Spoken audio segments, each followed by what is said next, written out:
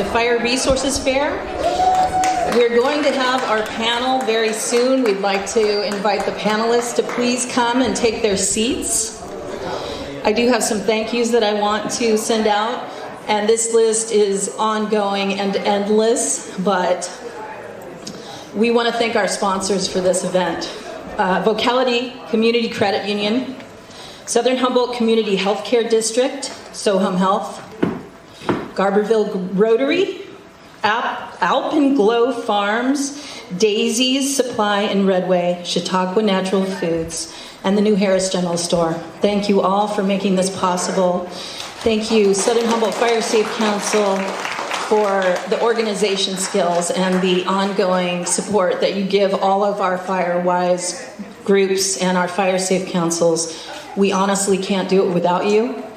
We can't do it without community support and the different spoke wheels that go out into this community from all of these different groups that are here are what make our communities safer and more aware. And the reason we're here today is to educate ourselves of how to collectively do that, because we're far better together than we are apart. And so thank you to everyone, and we're going to invite our panelists up here right now. Thank you so much, Kim Phelps, and I also want to thank Kim for being the newest member of the Southern Humboldt Fire Safe Council, and the Southern Humboldt Fire Safe Council has brought this event together today with many, many community collaborators. So I just want to give a round of applause to all the council members, all the Southern Humboldt Fire Safe Council members. It's a wonderful group. We need more members, so if you're a Southern Humboldt Fire Safe Council member, please stand, and we're going to just give you a round of applause, and thank you.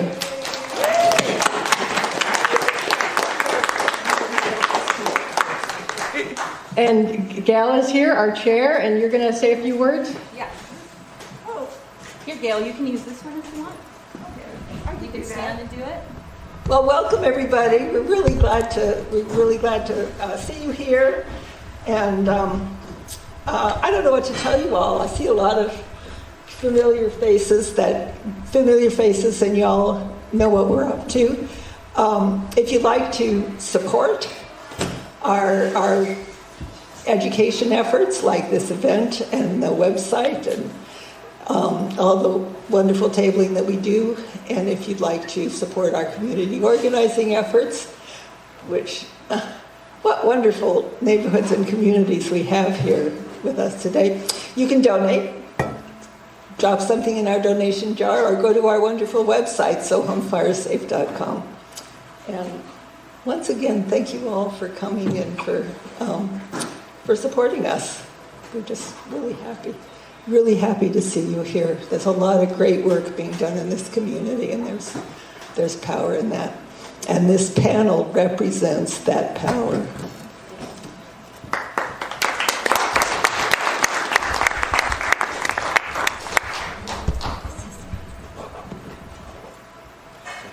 All right, here we all are. Thanks everyone for being here.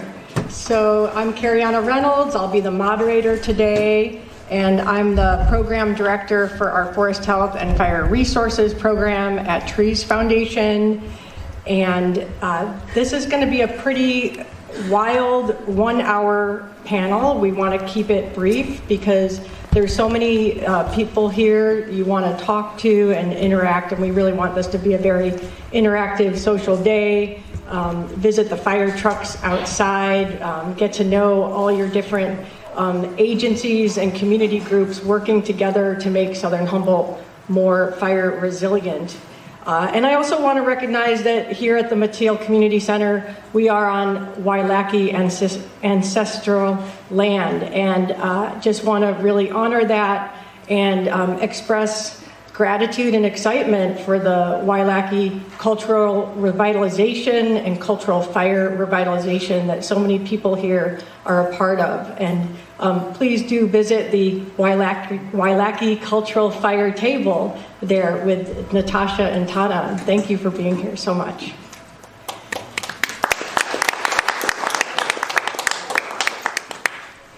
So everyone here, you'll see, is representing a Fire Safe Council or a FireWise group.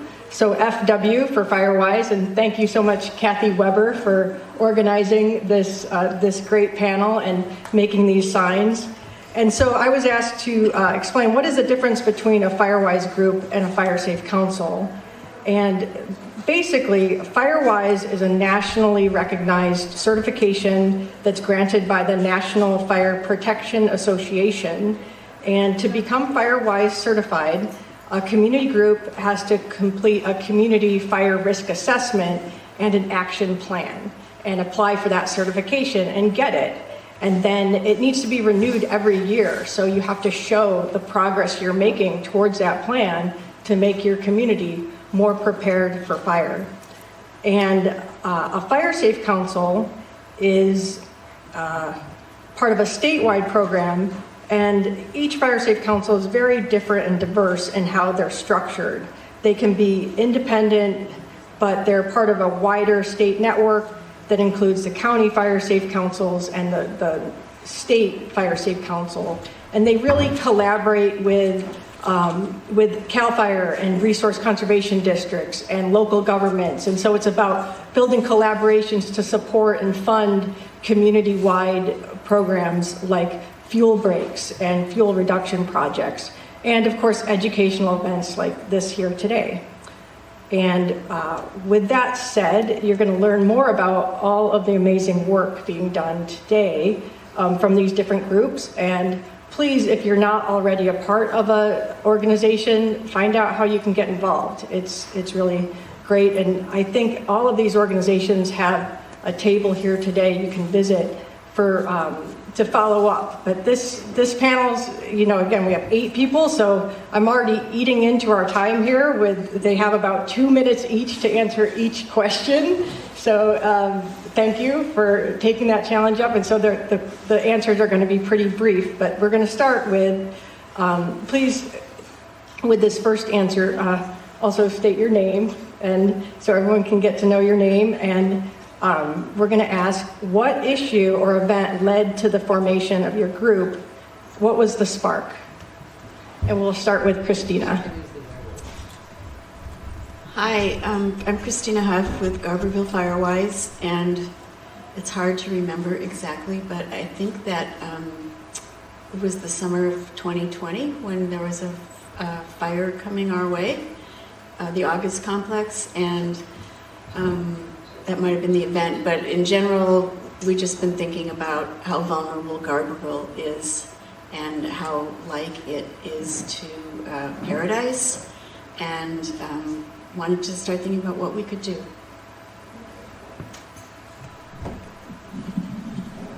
Good afternoon, I'm Craig Johnson. My wife and I have a homestead in the mountains of southern Humboldt up in the Benbow area.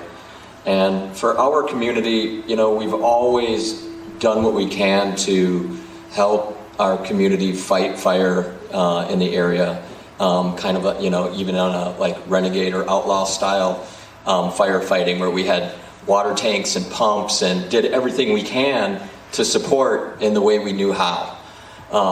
So some of our community further down in the valley, Heather Burke and Anna Edwards and the Bergers, they started pulling together like some community members to talk about how to organize and bring some of this forward to become more resilient over time. And some of their concerns were,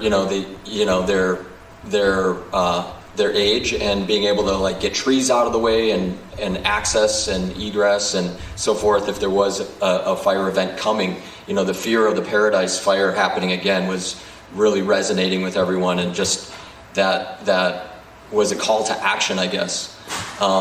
So we started with that, and we just started with a weekly meeting, and sometimes that meeting was a hot mess about whose dog was barking down the street and so forth, but we got through all that, and we started having pertinent agenda-driven meetings, and I think that's where it begins. It started slow, just coming together, and moving forward. We became FireWise in a minute. Like, it seemed like we really made that happen. And then we also did measure we've done so many measures lately. I think it was Measure U, where we annexed with Garberville, or was it M? But anyways. Yeah, I'll leave it at that until we come around to the next one. Thank you. And panelists, you want to know how much time you have? Kim is in front, kind of, will give you. You're all doing great. Okay.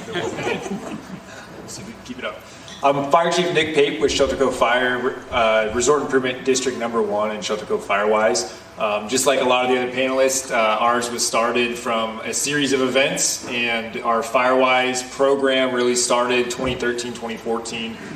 We had many fires impact Shelter Cove, and most people know that it's a large fire threat out there. We're at the end of a very long, narrow, windy, pothole-filled road, and we have 4,000 lots, and there's a lot of vacant property owners, and there wasn't a solution to that, so we decided to be more proactive instead of reactive. Awesome. Yeah, I'm Christopher Larson from Whale Gulch. Been out there about 40 years, and we're neighbors of Shelter Cove, but we're quite a different situation. And a real catalyst for us to become FireWise community was probably losing Nancy Peregrine, who was this incredible energy behind our fire department and our community, and did the job of 6 other people. And without her, we suddenly realized there was kind of a need for somebody to support the fire department, our volunteer fire company, which had its hands completely full just trying to be a fire company. And it looked a lot to Shelter Cove for some direction on this too. And so yeah, it's moving along with our NEST programs, equivalent of CERT in Shelter Cove and maybe some of the other communities. But that's how we got here. Hi, I'm Anna Rogers, representing Whitethorn Fire Safe Council. Our council was started by our fire department's assistant chief, Kent Griggs Miller. He wanted a group of people that could start to address people-related issues rather than fire department-related issues. And he was inspired by attending a Whale Gulch gathering, actually, at which Tom Allman spoke. And Tom mentioned that around 4 years ago, when there was a lot of fire activity, going out of town, coming back for the fire activity, and realizing that communications were just kind of in disarray.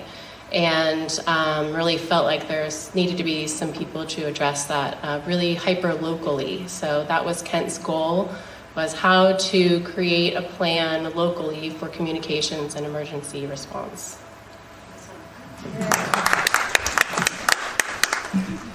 Hello, my name is Tanner Spies. I am with the Edwardsburg Fire Safe Council.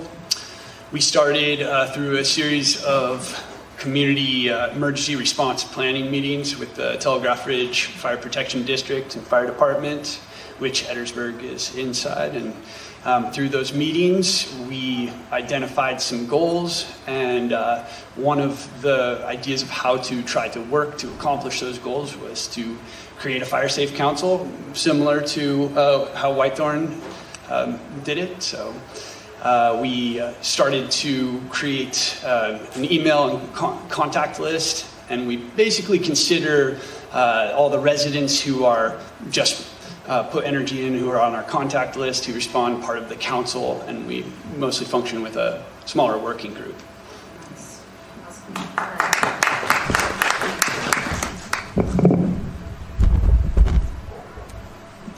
Does this work? Okay. I'm Kathy Weber, and I'm with the Crooked Prairie Fire Safe Council, which is out in the Edwardsburg area. And I have lived there for 40 years. And in those 40 years, we've had our share of fires. Everything from escaped pile burns to generator shed fires to vehicle fires, and even, unfortunately, a couple of house fires that were a total loss.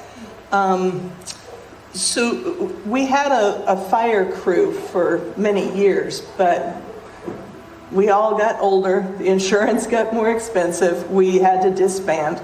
So out of that is how our Fire Safe Council came to be.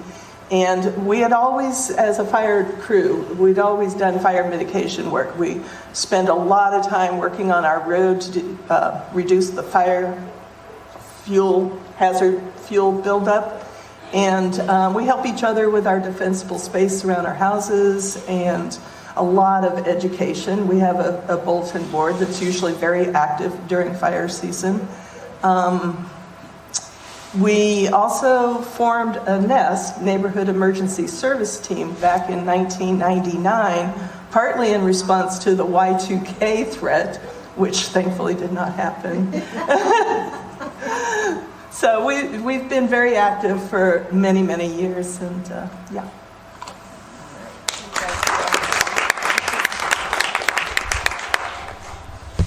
Hi there, I'm Sam Kimley. I'm with the Harris Fire Safe Council. I have a few notes here from one of our founders and community elders, Wesley Stoft. A few summers ago, the August Complex came through. I think that was really the catalyst for us to form. It was just across the river from our area. Had it crossed the river, many people would have lost their homes and their livelihoods. And most of the official resources were elsewhere and not able to help our local community. So it was a lot of local ranchers and local volunteer fire department who was able to step up and make sure that it didn't progress further at a very key point. That's what compelled us to activate our neighborhood and start planning how to respond to this increase in catastrophic wildfires. We're really focused on hands-on work in our community, helping those who are less capable to take down trees or brush, things of that nature, and helping them to harden their homes and also create evacuation routes. So I'd say we're very grassroots. So the next question we're going to ask all our panelists here is, how are you addressing these concerns? What projects are you working on? In 2.5 minutes, good luck, because I know they're working on a lot. So thank you, panelists. Okay, Garberville FireWise is very focused on education. We have a 7-point action plan. Supporting our fire department is one of those action plans, and we were active in getting Measure U passed, so we have an expanded fire department now. We table at the Garberville Farmers Market on the first Friday of the month, and we sell or ask donations for reflective address signs and fire blankets. We're big fans of fire blankets. And now we have a go bag display too. We're encouraging people to be ready. And sometime we'll have some information about evacuation routes when we can coordinate with the county on what they're doing. And then we are so fortunate to learn from all the other fire safe groups, FireWise groups, through the Fire Safe Council meetings. One of us usually attends and stays informed. And we're trying to reach out to the many residents of Garberville. Many are renters. Garberville's a very high percentage of renters. And so we're trying to outreach to absentee landlords also. And that's most of our activities.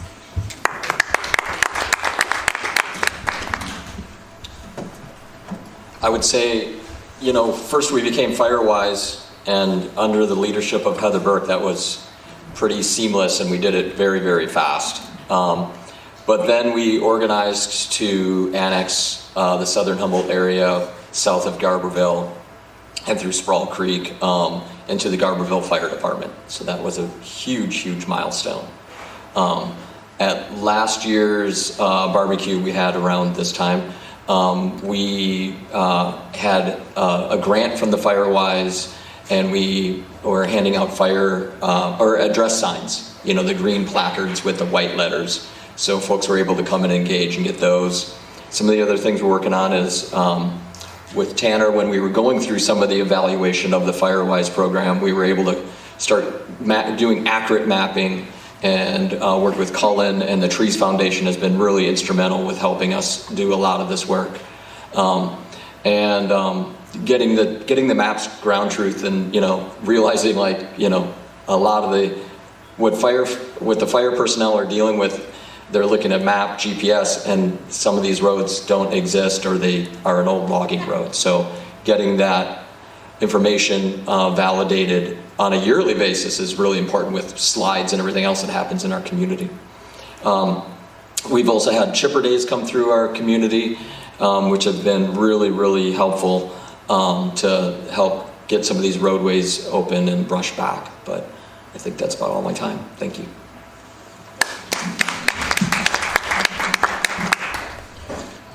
We kind of started 2013. We did a FEMA hazard assessment along with the FireWise assessment. A lot of our base success comes from Sibel Emmett and the amazing crew we had up at the county going all the way back to the 2010s. She believed in the process of the entire county's vision, and kind of seeing where we're at now, a lot of that has to go with her kind of overall vision. The FEMA assessment kept coming back to one thing. You can't fight a tsunami, you can't fight an earthquake, you can't prepare too much, but what you can prevent and fight is the wildfire side. So Shelter Cove's largest risk by far was wildfire. It's gone through the entire community before in the 70s, and now we have a lot more homes and a lot more fuel in that exact same fire footprint. So what we did back in 2013 is we did a 10-year, five-phase plan that kind of started with an all-encompassing project of, we need to get our assessments done, build up the fire department so we can fight the fires that we do get before we have a chance to be proactive and do the fuels reduction that needs to get done. And also, how do we involve our community? Our Shelter Cove FireWise is a fire department sponsored program through the Resort Improvement District, which is the special district in Shelter Cove. So year one was that main assessment. What can we do now? Year two was, all right, we found out that fire is a threat and our evacuation routes are not sustainable with life. If we did have a large event in Shelter Cove, it's going to be really hard to get people out. So then what do we do for notification? So we invested in one of the first emergency notification siren systems. So we have 6 sirens strategically placed that can either do tsunami or wildfire hazard alerts, which hopefully wake people up and notify them. And we built up our fire department. We passed a fire tax similar to what Garberville did recently, which quadrupled our fire department funding, which gave us more resources to put towards being proactive. Now we're in the next phases of getting fuels reduction grant money. So we've been very successful at getting grant money for both private and public properties. This year we'll start our implementation phase of the USDA Wildfire Community Defense Grant, and that's going to be 2,800 lots. Every home in Shelter Cove is getting 100-foot of defendable space on that grant. Along with that, we're doing a CAL FIRE prevention grant this year that's going to be high-limbing Shelter Cove, Bryson Thorn Road from Shelter Cove to Redway, all the way around Chemise Mountain Road into Whale Gulch and Whitethorn as well. So one of our ongoing visions are folks in Shelter Cove have to drive through every other community and development, and Southern Humboldt is Southern Humboldt. It's not Shelter Cove, Redway, Whitethorn. So by pulling all these resources together, we're able to help the larger region to be fire safe. Everything's connected. Resources from the highway have to get to Shelter Cove. And then just supporting our local fire departments and groups like everybody here. Every one of you guys is going to be involved when the August complex scenario comes back. So it doesn't matter if it's a prescribed burn and doing work on that side or buying new fire engines. It's all connected, in order to keep these communities safe. Thank you. Yeah, absolutely.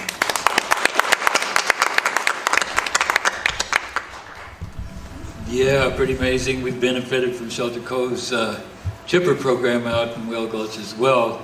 We've also acquired our own chipper that's kind of in the process of paying for itself. So working on that. We've done flash grants. We've worked with Trees Foundation. We've partnered with a lot of the Southern Humboldt institutions that really helped us. The NEST program we're pretty pleased with. Our crew for doing fuel reduction is out of our own fire department. That was kind of innovative thing that we did to use our own workman's comp program to cover our crews. So it produces a little income for the neighborhood too, which is something we're really looking to do to offset the amount of effort that the volunteers have to put into keeping certified and putting in hours on the fire companies. Yep, we have senior citizens programs to help do hours. We're working towards getting a repeater into the area so that our fire radios are going to work better, and that looks like it's coming through. We collaborate with both Mendocino and Humboldt. We're this orphan child out there that's entirely off the grid, so we kind of got our feet in both counties. And we're also trying to explore a fire camera, which we've got some locations identified. We're looking at funding for that at this point, but that'd be a useful thing in our neighborhood.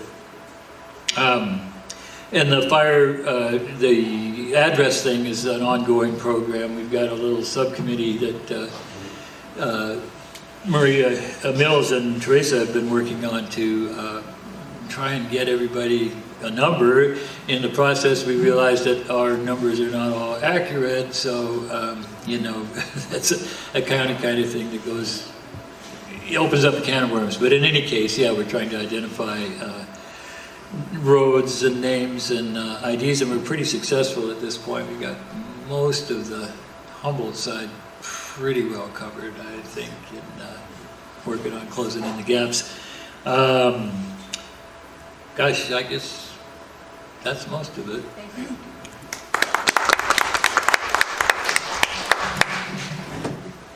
Whitethorn Fire Safes Council, our main task has been gathering information for a while now. We're a very isolated community, even from each other sometimes. So we've been working on gathering information about our neighbors. We started with a letter and a survey asking for people to share some information so that we would know who's out there. And we've moved on to a NEST program, as Kathy was describing, the Neighborhood Emergency Services Team. So we divided the district into 14 nests. Each nest has a leader, and that leader has been working on gathering information about everybody who lives in their nest. So what is their name? What is their address? How many people live in their household? Do they have fire water availability? Do they have a gate that we might need to cut through to reach them? What needs do they have? Do they have someone who might need to use a wheelchair or something like that in case of an evacuation? So we've been working really hard on that. With that information, we'll be creating maps that will be available to firefighters on Avenza, and also a notebook that'll be in each fire apparatus vehicle, and each nest leader will have their list of information in the case of an emergency, be able to contact, check on people, let them know what's going on. We have designated emergency evacuation sites in multiple sites designated because we're all spread out, and there is only one road in and one road out, so we really have to know where to go if there is an emergency. We have been working on getting address signs as well, as have the other groups. At no cost to the landowner, although we do accept donations. We really just want to get them up wherever possible, and we've been really successful at that so far. We also worked on getting street signs. Thankful to Bryceland, by the way, who worked on that for a long time. We kind of were able to get in on the end, and we have street signs now, which is shocking for Whitethorn. I've learned street names. I've grown up here. I've learned street names that I never knew before. So very helpful for a lot of reasons. And we've also helped purchase 5 digital radios so far for our fire department. They're extremely expensive. I won't even say the figure here, but we need more. And eventually our nest leaders will have radios as well.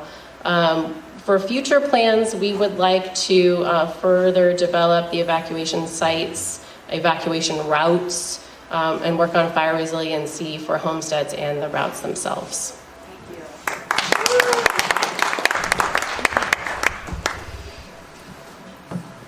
So after we started meeting, we started working on our list of goals and objectives. And at the same time, we pursued a California Fire Safe Council capacity building grant, which we received. That allowed us to really dig into some of the projects. Part of that grant was the development of 2 shovel-ready projects. So we decided as a priority to focus on defensible space, and our second project was a prescribed fire. So the defensible space coincided. We started working with the Humboldt County Fire Safe Council County Coordinator team and worked on a California Fire Safe Council Defensible Space grant, which we received. We were a part of the coordination of that development with Humboldt County Public Works and implementing partner Bryceland Volunteer Fire Department. So this project's it's a major accomplishment for our area. I think we're very close to kicking it off. In fact, we are signing up applicants now. This is going to be implemented by the Bryceland Volunteer Fire Department fuels crew. They will also be sending firefighters out as home risk assessment technicians. And we are aiming to do defensible space treatments for between 90 and 120 houses. So that was a successful collaboration, I believe, and was a good result of that capacity building grant. The prescribed fire that we're planning, we are hoping to implement this fall, and that's going to be to create defensible space around the Edwardsburg Fire Station. So we're excited about that project. We've been coordinating with the MRC. We just installed 15,000 more gallons of water storage at the Edwardsburg Fire Station. So that's been a successful project. We are just seeing it come to completion. We did work on the evacuation grant through Public Works as well. Kathy here, also a part of the Edwardsburg Fire Safe Council, spearheaded that. And we now have street signs throughout the Edwardsburg and Telegraph Ridge area as well. And one of the projects we're really looking forward to, we're working to develop right now, is inspired by Chief Pape's evacuation high limb clearing. We hope to connect in with his project and take it out through Wilder Ridge and address the beginning of Dutyville Road as well. Thank you. So yes, this street naming project that Bryceland started a couple of years ago has turned out to be very popular, which is funny because when I first moved here, nobody wanted any signs. And it's working really well. So yes, Crooked Prairie Fire Safe Council is part of the Bryceland Fire Protection District. So we were also part of this, along with the road name signs that the county put up. We installed road name signs on our private roads. So we put up 7 signs that's not just for our neighborhood, but our adjacent neighborhoods also. And right now we're really working hard on getting every driveway posted with an address sign, and it's going pretty well. One of the first projects that we did as a Fire Safe Council, because like I said, we morphed out of the fire crew, we called ourselves crew. We had 4 firefighters left, and they went and started working with Bryceland. But we bought them their PPEs, which was cheaper back then. But you can imagine that was a few $1,000s. And let's see, we always doing education. We participated in a sudden oak death testing and education that the Mateel Restoration Council helped us put together, and we got a lot of work done there. I think it was really effective. A lot of treatments kind of holding it at bay. And a lot of the projects that we have done that required money, other than physical labor, came through the Mateel Restoration Council. We are really, really grateful for them. Back in 2014, we did a big fuel reduction project on our road. Previously we'd been doing it ourselves, but we went through a flash program for 2 miles of road, 2.5 miles of road. This really hadn't been done before, but the MRC helped us do this. We hired Dave Kahn's crew for part of that, and it's holding up really well. Let's see, what else? We definitely have been able to identify our escape routes or emergency routes, as you probably know them by emergency route. We call them escape routes because we don't use these roads all the time. But I developed a map that shows our area, how to get out, 4 ways. We have 4 ways out. We're not one of those one road in, one road out. And we actually are in a position to help Salmon Creek get out to the south, and Bryceland, Edwardsburg. We got this little rabbit warren of roads back there. And on the map, I also labeled the roads you do not want to go down. So, and we've shared that with everybody. And we're working really hard on maintaining it. We actually are working on a grant right now with CDFW we have a pinch point in the road that needs a culvert, and we can't afford it. So we're in a position where we can work with different agencies to get these things done.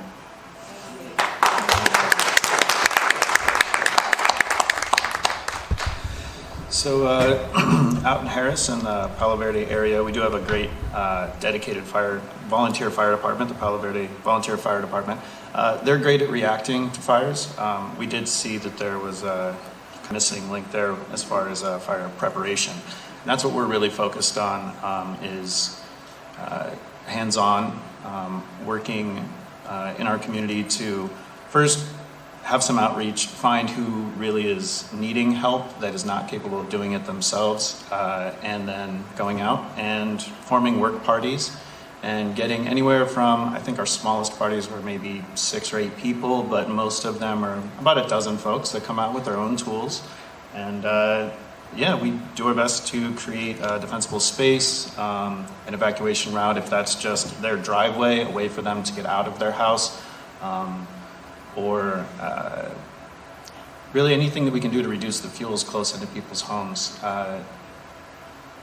Really focused on just kind of getting things done. That's our biggest thing, is we get together and we get out there and we work.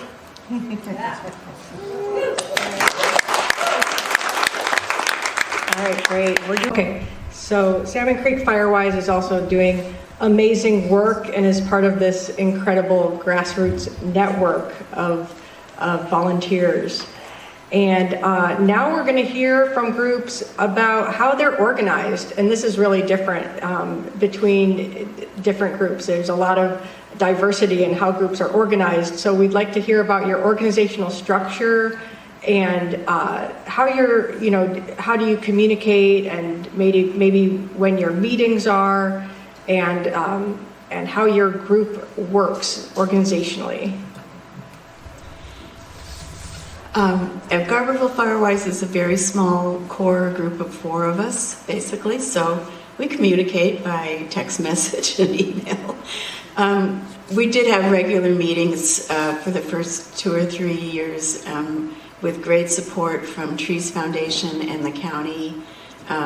Mitchell Danforth helped write our action plan, our assessment and our action plan, and so we were meeting regularly to deal with all of that.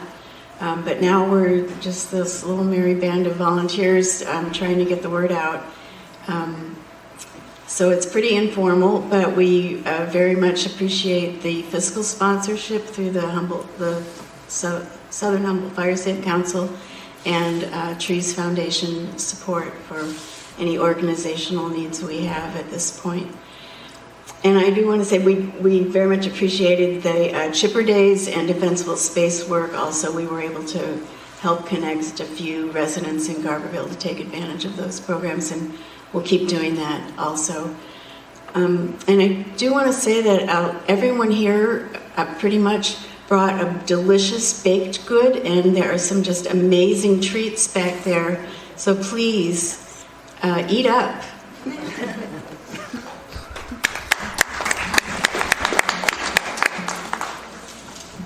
In Benbow, we are unincorporated but highly organized. We use pretty much like Garberville, text and email, but it's still, we're still here in Southern Humboldt, and you kind of have your community sub-leaders, I guess you would call them, in different parts of the community, of the dirt roads and the neighborhoods, to reach out to the neighbors that are more reclusive. And that's really important to keep those folks involved and a part of it. But we also have a Instagram, Benbow FireWise. Maybe you guys could all follow that and become aware and see what we have going on more. So that's kind of fun. And depending on what's going on or who's around in the neighborhood, sometimes you'll be the first to see a smoke coming up from different parts of the valley when it's fire season, so that can be helpful, and we try to always tag KMUD and get the word out. But, you know, one thing I want to really mention is, like, we wear our FireWise certification hat proudly. And for us, that was a big milestone. We have a sign at the bottom of our road, and it really resonates a lot with our community. I'm about to renew my fire insurance for my home, which is ridiculous. It matches the mortgage. It's ridiculous how much it is. And even though we got annexed by Garberville, that's going to offer 1%, maybe 2% savings moving forward for me this year, maybe next year.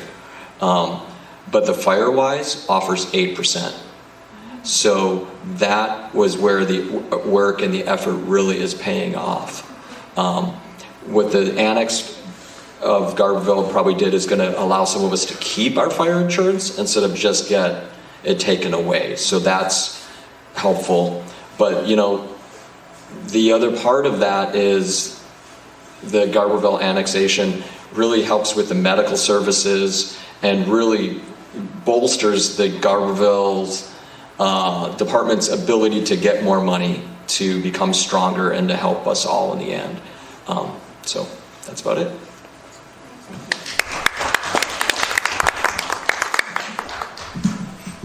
So Shelter Cove RID, pros and cons, we are more organized through certain means than other folks. We are organized through the Resort Improvement District. When we were formed, we had to have an actual district committee for a hazard mitigation committee. Our FireWise is a program of the Shelter Cove RID, and the fire department is also a program. So a lot of different levels to our development. We manage everything under the fire department now, so we have a all-risk volunteer fire department. We also have paid and full-time and part-time employees on the fire department.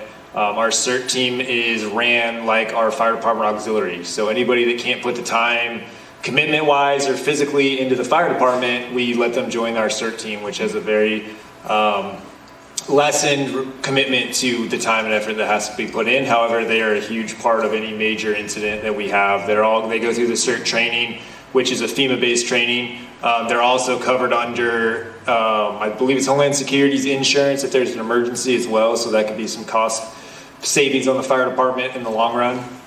The FireWise program itself is funded through the fire department, so any grants, anything like that, the fire department will support, and the RID will usually provide the in-kind. Our fire chief position is also the emergency manager, so I run all of our grant programs for both our fire rescue, medical, and our wildfire prevention side. One thing we found in the early 2000s was CAL FIRE gets so saturated they can't provide all the services to meet their mission everywhere once in the state. Shelter Cove Fire, we realized that we had quite a few fires to where there was only one state engine available, and it was going to be days or weeks before we saw more resources. And that led to a lot of our grant thinking as well, is hey, what capacity but also it adds to, we have to do our contracting a specific way, we have to do our meetings a specific way. So there's definitely pros and cons of both of those. And for, as Tanner said, any department or any organization looking at doing other grants, our policy, the RID, is we'll share information, especially if the grant's related. So if you guys have a specific grant, my card's available, reach out to me, and I can either give you all or partial of whatever information might be applicable to your guys' project. So feel free to reach out.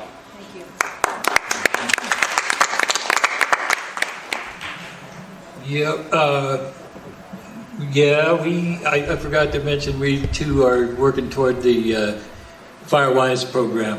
After some hesitation, it looks like a really good idea for us. We got a lot of FEMA money last year due to the crazy snow events in Mendocino, but not Humboldt. And the fire department, company, and the Fire Safe Council are both under that umbrella. We, as a Fire Safe Council, are kind of open to anybody in the community. We don't have a fixed number of members or anything, but it kind of self-sorts itself. We're keeping our records and everything straight, but I would say we have 7 active people at the moment, and a rotating chair.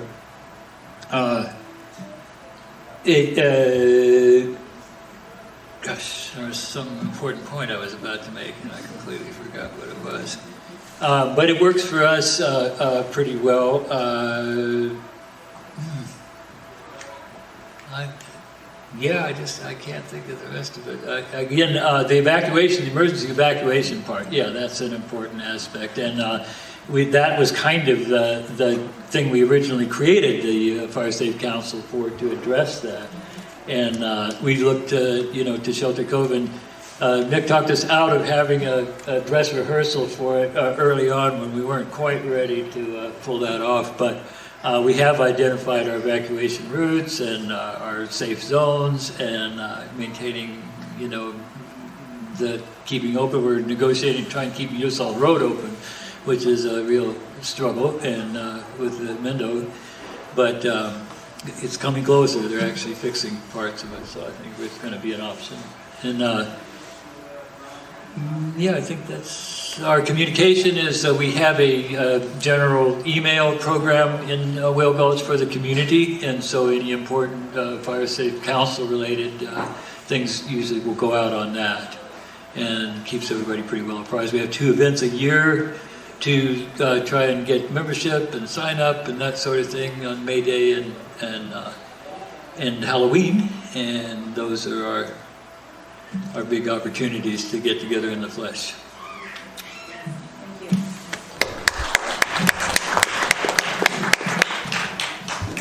The Whitethorn Fire Safe Council, we help support our fire department, so we operate under their umbrella through the county.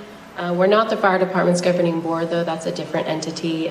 We do have a chair, secretary, about 8 to 14 people generally attend our monthly meetings. We communicate through email as well, and we will have a phone tree for all of our nests eventually for emergencies. But we're fairly simple and unofficial, but fairly organized. And I want to shout out Kathy, who attends our meetings and is a huge help to us, keeping us focused and informed as to what's going on the Southern Humboldt Fire Safe Council level. So thank you, Kathy.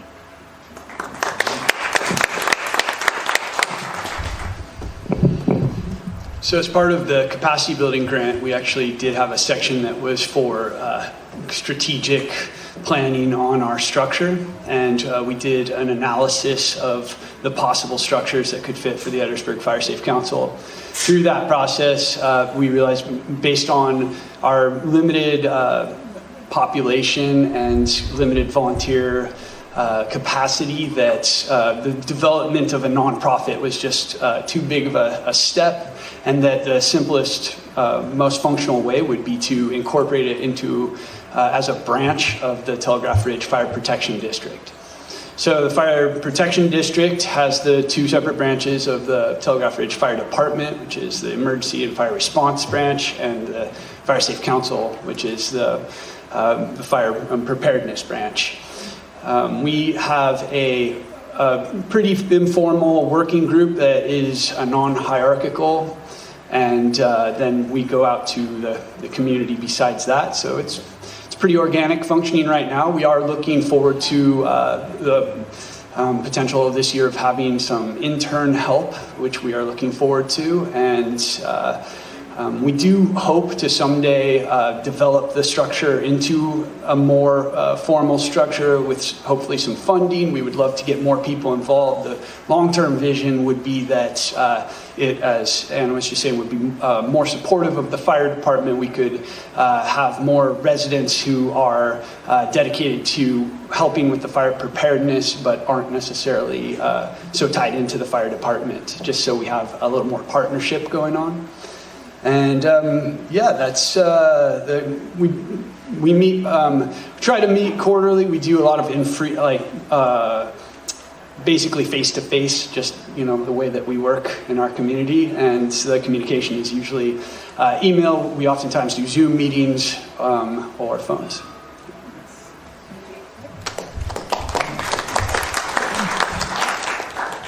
So the Crooked Prairie Fire Safe Council is organized as a nonprofit mutual benefit corporation. And a lot of people don't know about this option, but it's sort of like a homeowners association. And we are such a small community. We used to have 50 households. We're shrinking. We're down to 40 or maybe less, but it works well for us. This organization allows us to have $25,000 in assets, so that allows us to write small grants and apply for other, funding kind of avenues. We have a president and a secretary. They are appointed. Nothing's changed much over the years. We're just stable and steady as you go. And we meet at least once a year. That's kind of a standard requirement of any nonprofit. You have to meet once a year. We meet more frequently when we've got a project we're working on or a grant we're applying for. Our meetings are open to the public. Usually about a third of the community shows up, which is pretty darn good. And we have great fun and great food. We really enjoy each other. Communications are quite often just through our bulletin board because it's centrally located and it works for us. We do have an email list. We actually have a snail mail list too. We make sure that people are notified 2 weeks ahead of time for a meeting, so we have a good turnout. And of course, in a case of an emergency, we have a killer phone tree, and we had to really put that into place last year during the big snow event. So we know it works.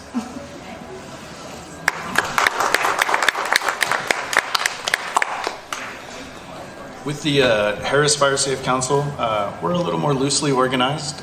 We do meet monthly in person, and the vast majority of the time we have a Zoom link out for people in the community who aren't able to make it in person or people who are away.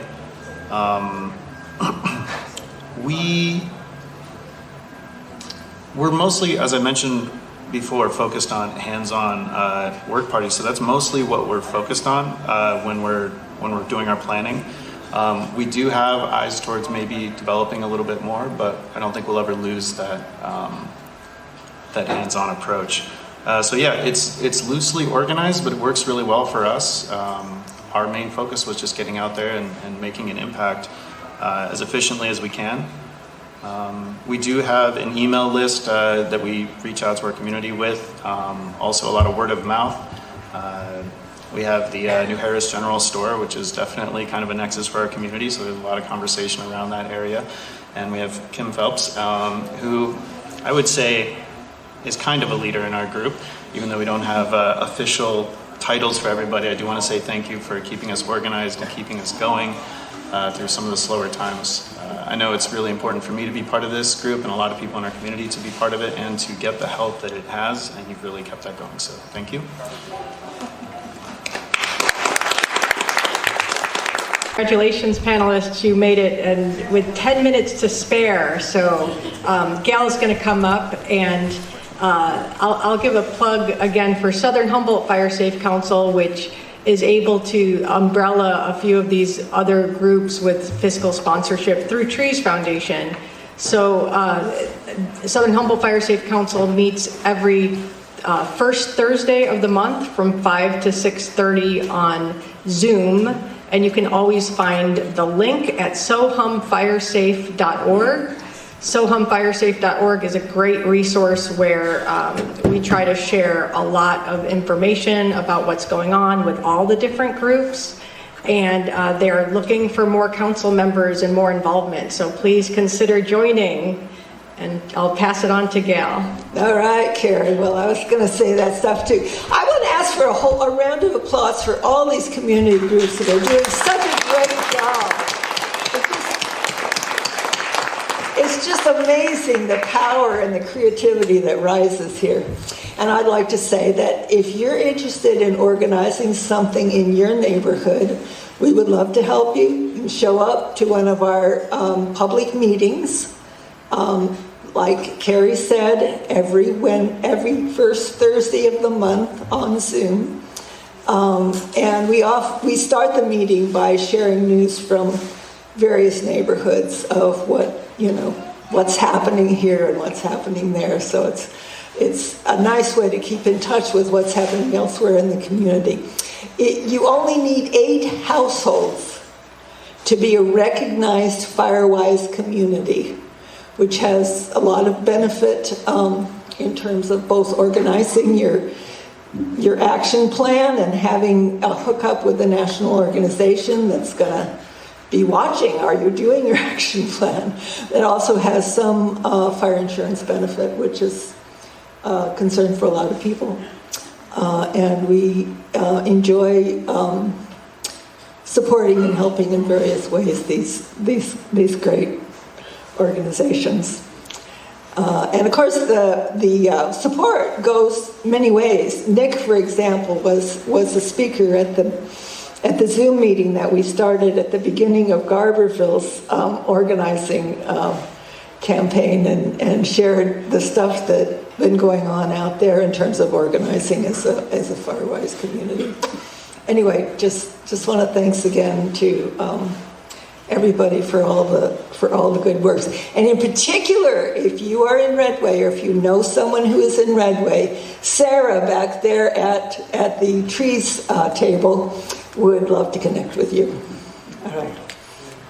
Thank you. We're here today. We have Kim Phelps, we have Dave Kahn, we have Larry Wilson, we have Gail Eastwood, we have Bill Eastwood, we have Harry Vaughn, and we have Gray Shaw.